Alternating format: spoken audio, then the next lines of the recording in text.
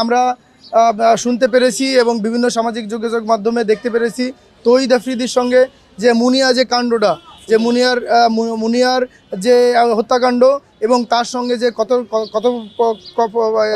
কতরকম যেটা অভিযোগটা এসেছে, এই অভিযোগের বিষয়ে আমাদের যে মামলার যে তদন্তকারী কর্মকর্তা আইও যাকে বলা হয়, ওয়ালটন এখন দেশের সীমানা পেরিয়ে পৌঁছে গিয়েছে 50টিরও বেশি দেশে।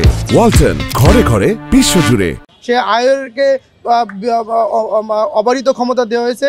এই মামলা তদন্তকালে আইও মানে দেখভাল করবে যে সে অন্য কোনো ঘটনার সঙ্গে, অন্য কোনো মামলার সঙ্গে, অন্য কোনো বিষয়ের সঙ্গে তার জড়িত আছে কিনা। এই মামলা তদন্তর চলাকালীন সময় সম্পূর্ণ আয়ের উপরে একটা ন্যস্ত করা আছে এবং আইও এই বিষয়গুলো দেখবে যে এই তৌহিদ আফ্রিদির সঙ্গে মুনিয়া হত্যাকাণ্ডের কোনো সম্পৃক্ততা আছে কিনা এবং তার সঙ্গে কোনো কথোপকথন আছে কিনা এবং অন্য কোনো নালী কেলেঙ্কারির যে অভিযোগটি তার বিরুদ্ধে উঠে আসছে সেই বিষয়গুলো তদন্তকারী কর্মকর্তা এইটা দেখবে। এই পর্যায়ে মামলা তদন্ত পর্যায়ে আমাদের রাষ্ট্রপক্ষর এখানে বক্তব্য দেওয়ার কোনো সুযোগ নাই। আপনারা জানেন এই তৌহিদ আফ্রিদির সঙ্গে যদি মুনিয়া হত্যাকাণ্ডে কোনো সম্পৃক্ততা যদি অভিযোগ যেটা উঠে আসছে, এটা আপনার মামলা এখনও তদন্তাধীন।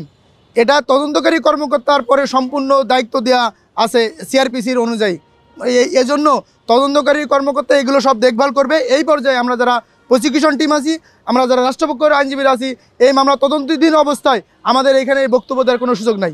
আমরা যারা প্রসিকিউশন টিম ছিলাম, আমরা এবং আসামিপক্ষের যে আইনজীবী ছিল, তারা তাদের একটি জামিনের দরখাস্ত আদালতে দাখিল করেন এবং তার ডিভিশন এবং তার সাক্ষাতের একটি দরখাস্ত বিজ্ঞ আদালতে তারা দাখিল করেন।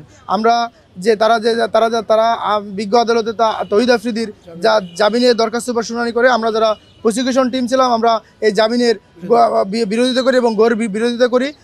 আর বিজ্ঞ আদালত আমাদের শুনানি এবং আসামিপক্ষের আইনজীবীদের শুনানি আনতে তৌহিদ আফ্রিদিকে CW মোলে কারাগারে প্রেরণ করেন এবং তার জামিন আবেদনটি নামঞ্জুর করেন।